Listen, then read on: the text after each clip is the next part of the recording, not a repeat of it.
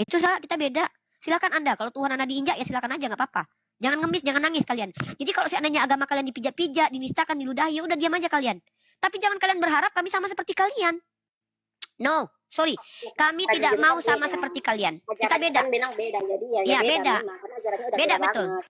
Ya kalau Anda misalkannya agama Anda dihujat, Anda terima kan? Jadi kenapa Islam harus bela-bela kayak takut kayak katanya tadi mau perang atau terjadi masa-masa itu kan Kristen kan sudah dilihat kan penuh kasih. Jadi kenapa harus takut? Penuh kasih gimana? Coba saya tanya. Penuh kasih gimana Kristen, Mbak? Terjadi perkelahian, pertentangan atau apa, kenapa harus takut sama saya? Oke, saya jawab.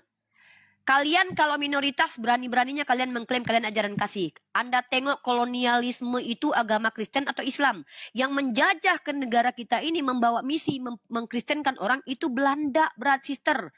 Kalian giliran sedikit 2-3 orang baru ngomong kasih, giliran banyak kalian menghabisi Kanada kalian. Suku Indian habis di tangan kalian. Kalian tuh Kristen, nih saya tunjuk data nih. Bicara pakai data ya Mbak. Jangan cuma pakai asumsi liar nih. Saya kasih data buat Anda nih.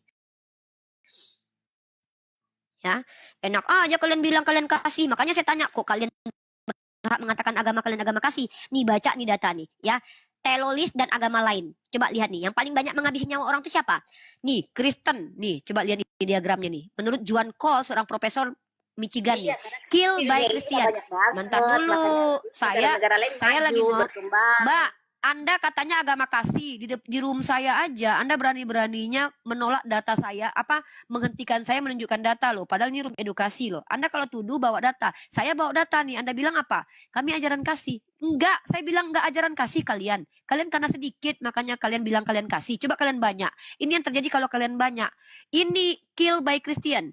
Abad kegelapan itu karena otoritas tertinggi pada waktu itu gereja. Kalian bayangkan ini ya, bagaimana upaya Zending nih. Zending, upaya Belanda menyebarkan Protestan.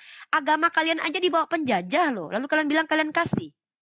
Kalian bilang kami nggak perlu takut dengan kejahatan kalian. Ini bahkan Nommensen ya, Nommensen itu seorang misionaris Jerman. Itu bahkan bekerja sama dengan Belanda loh. Apa kami nggak perlu takut? Apa kata para scholar? History repeat itself. Sejarah itu bisa terulang kembali loh. Kalau kalian sudah memegang tampuk kekuasaan, bisa nggak terjadi begini? Bisa Mbak. Contohnya ini nih. Ini Nommensen. Anda mungkin tahu Nommensen kan? Penginjil yang ada patungnya di Tanah Batak. Tahu nggak Anda dia bekerja sama dengan siapa? Belanda nih. Nih, dalam Perang Batak Toba ke-1 pada tahun 1877, para misionaris RMG memanggil tentara pemerintah kolonial Belanda. Ini loh memanggil Belanda dan sampai di rumah Nommensen. Nah, pada 6 Februari 1878, pasukan Belanda tiba di Pearaja, kediaman penginjil Ludwig Ingwer Nommensen. Lalu kalian bilang kami nggak perlu takut dengan kejahatan kalian nanti ketika kalian sudah banyak. Maka kami harus mengingatkan saudara kami. Coba bayangkan, Eropa itu gelap gulita waktu Kristen menjadi pemimpin tertinggi loh. Lalu Anda bilang kami kan kasih. Mbak, Anda itu kasih karena Anda tinggal di mayoritas Islam. Apa Anda bisa menjamin kalau Anda nanti tetap kasih ketika Anda sudah menjadi mayoritas? Anda bilang sekarang iya, tapi implementasinya kami sudah melihat banyak sekali orang Kristen ketika mayoritas itu justru menghabisi orang yang dekat dengan dia. Contoh, genosida di Kanada. Suku Indian itu hilang karena siapa? Gereja Katolik loh. Tahu nggak berita di mana mayat anak-anak kecil yang tanpa nama kuburannya ditemukan di bawah gereja? Belajar Mbak, belajar bagaimana peradaban. Suku aborigin yang menghancurkannya siapa Mbak? Perang Dunia I, Perang Dunia II itu Islam atau Kristen, Mbak? Belajar, Mbak. Itu pasukan salib, itu Paus Urbanus yang menyuarakan kepada rakyat Eropa untuk menyerang Yerusalem yang dalam keadaan damai loh. 3 agama damai di Yerusalem loh. Datanglah tentara salib menghabisi Yerusalem. Lalu Anda berani-beraninya mengatakan kepada saya, ngapakah yang kalian takut? Kristen kan yang selama ini bla bla bla. Mbak, yang melakukan inkuisisi itu orang Kristen sendiri, Pak. Mbak, yang membakar orang Protestan sendiri itu orang Kristen sendiri, Mbak. Jadi tolonglah. Kalau di hadapan saya itu bicara pakai data, skala nasional, skala internasional kalau perlu. Belum lagi kalau Anda lihat nih, paling banyak PLCE-han SKS terhadap anak-anak itu justru di gereja secara data universal. Bahkan PBB pun ikut campur tentang hal ini. Lalu kalian bilang kami nggak perlu takut. Anak kami bersama dengan orang-orang, nih kalau kami lihat di Eropa nih, anak-anak kecil dari kalian sendiri jadi korban loh Mbak. Terus kami berdiam diri aja gitu. Kalau orang-orang yang tidak kawin ini hadir di hadapan kami, laki-laki yang tidak kawin sama sekali ini. Terus kami akan, oh iya dia kan pastor, dia nggak kawin sama sekali loh. Dia melawan naturnya sebagai laki-laki. Lalu kami biarkan anak-anak kami bersama dengan orang-orang seperti itu. No. Nah, kami apa toleransi kami? Toleransi kami artinya apa? Kami membiarkan kalian beribadah dengan agama kalian. Kami tidak ikut campur dengan ibadah kalian. Tapi untuk mencerdaskan bangsa itu hak kami. Hak saya sebagai mahasiswi. Nggak bisa saya diam aja. Tiba-tiba ada yang bilang ayam adalah bebek. Terus ngomong-ngomong lagi di koma. Saya diam aja. Artinya tidak berguna kuliah saya kalau begitu. Saya harus tunjukkan ayam bukan bebek. Bebek bukan ayam. Supaya peradaban tidak rusak. Gitu. Silakan.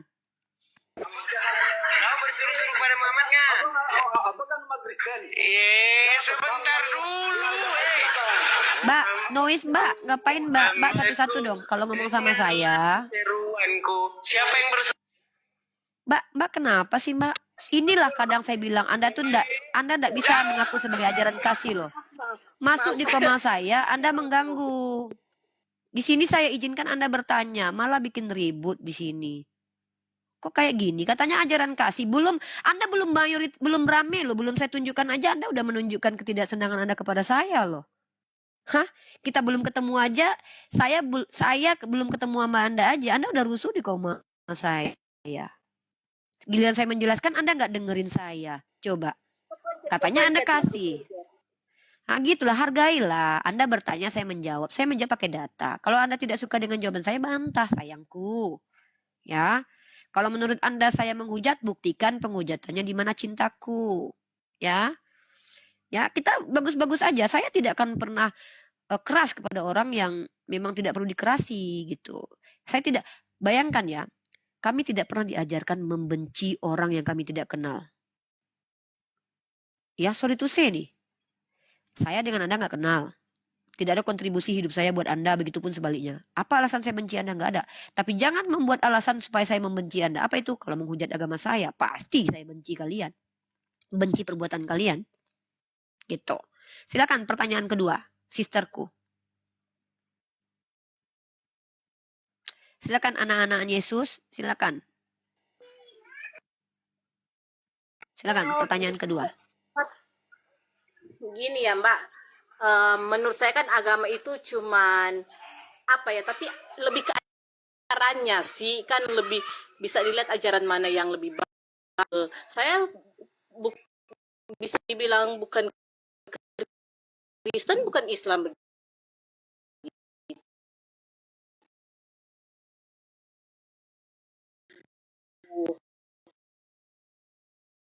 Masuk Kristen, nggak masuk gereja, nggak apa-apa saya nggak masuk gereja, tapi tetap saya renungin firman itu.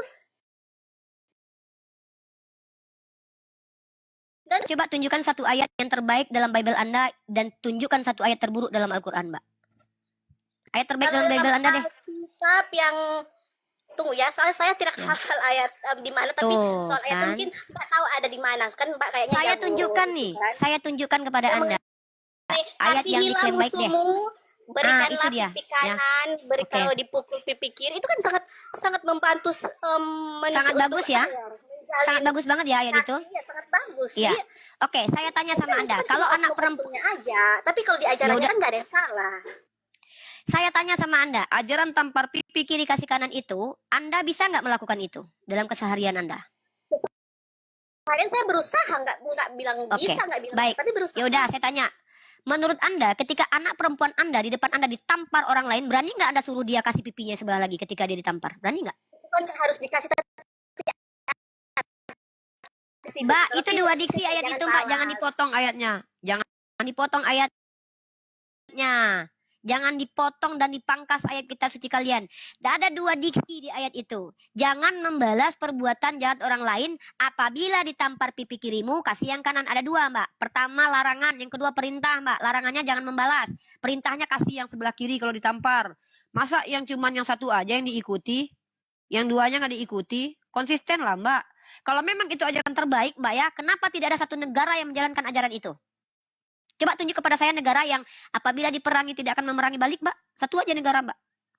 Nih saya kasih contoh nih, negara yang tidak punya Ya udah, saya kasih edukasi aja deh. Saya menjanjikan edukasi untuk Anda. Saya kasih Anda konsekuensi menjadi agama kasih itu begini nih. Nih ya. Ini konsekuensinya. Ini ya, ini salah satu Fakta-fakta tentang Vatikan. Vatikan negara terkecil yang dipimpin oleh Paus, negaranya orang Kristen. Tahu kalian dia mengimplementasikan ajaran kasih? Yes. Dia mengasihi musuh dengan tidak ada penjara di sana. Tapi kalian tahu apa konsekuensinya? Nih, konsekuensinya nih. Baca. Ya, nih.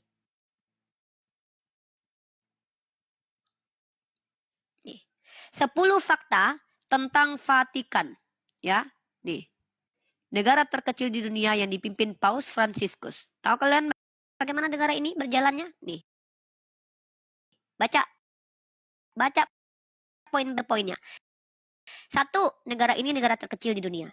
Yang kedua, negara ini tidak punya penjara. Mungkin itu karena menjalankan ajaran kasih. Jadi musuh dikasihi, nggak perlu dihukum. Gara-gara itu ini terjadi nih. Kriminalitasnya tinggi. Ya wajar. Orang jahat yang dihukum aja belum tentu tobat, apalagi nggak dihukum. Ini yang tidak mampu dijalankan di negara manapun, Mbak. Kenapa? Dengan mengasihi penjahat, itu hanya memberi kesempatan penjahat untuk berbuat jahat lagi, Mbak. Sorry to say nih. Anda tahu tidak? Orang yang sudah dihukum aja residivis saja bisa kembali jadi jahat kok. Ini pula orang tidak dihukum karena kejahatannya. Bagaimana mungkin orang tidak akan berbuat jahat? Orang dia jahat aja nggak akan dihukum kok.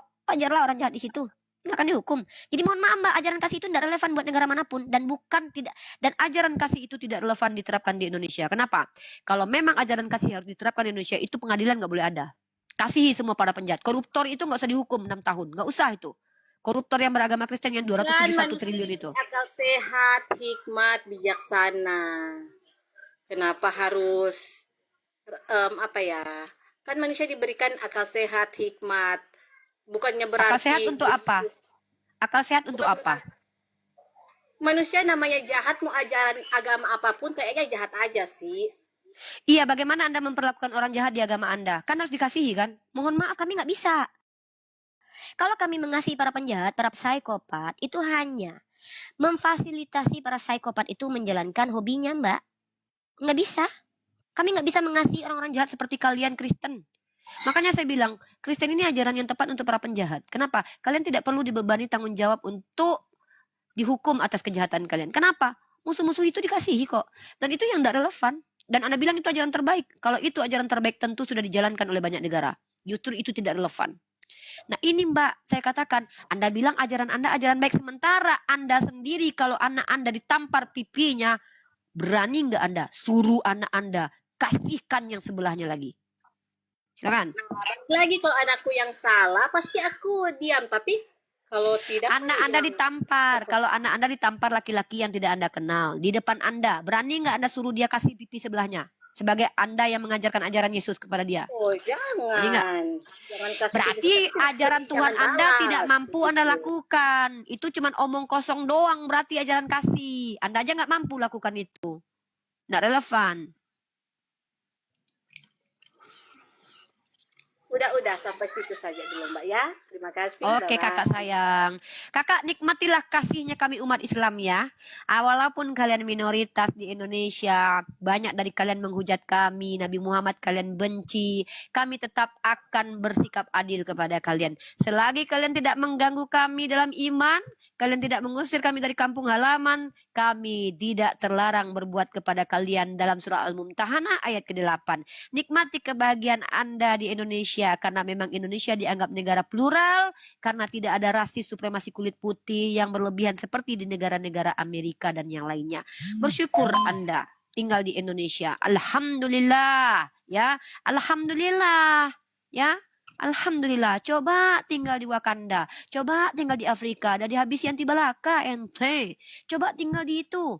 Coba tinggal di yang anti Asia, yang anti kulit agak sawo matang, yang pemikirannya supremasi kulit putih karena tuannya kulit putih. Coba menangis Anda, nyanyi Anda, ku menangis. Alhamdulillah, Anda masih beruntung tinggal di Indonesia.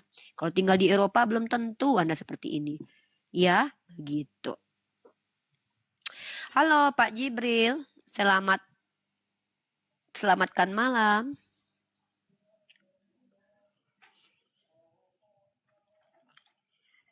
Halo Pak Jibril, selamatkan malam. Bersyukurlah kalian tinggal di sekitaran kami. Karena di dalam Al-Quran kami jelas-jelas dilarang untuk menghujat sembahan kalian. Gitu. Bentar dulu, ada telepon aku dulu ya. Bentar. Assalamualaikum Mbak Uni. Assalamualaikum Uni. Waalaikumsalam. Bentar ya, ada telepon ini. Aduh, Allah. Saya Muslim ini. Ya, bentar Bang. Saya ada telepon dulu nih.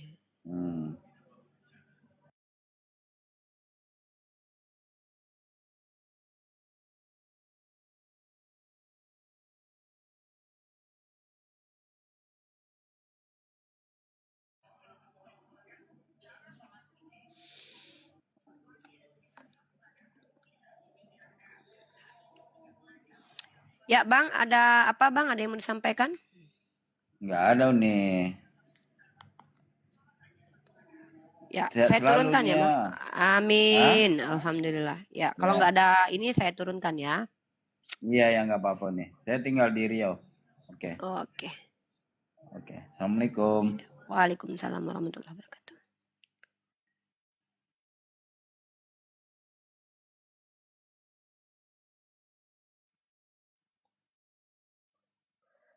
Yang di YouTube, teman-teman jangan lupa untuk berkunjung ke Mesiah.org ya. Aduh, ini nge-lag ini. Jangan lupa untuk berkunjung ke website Mesiah.org.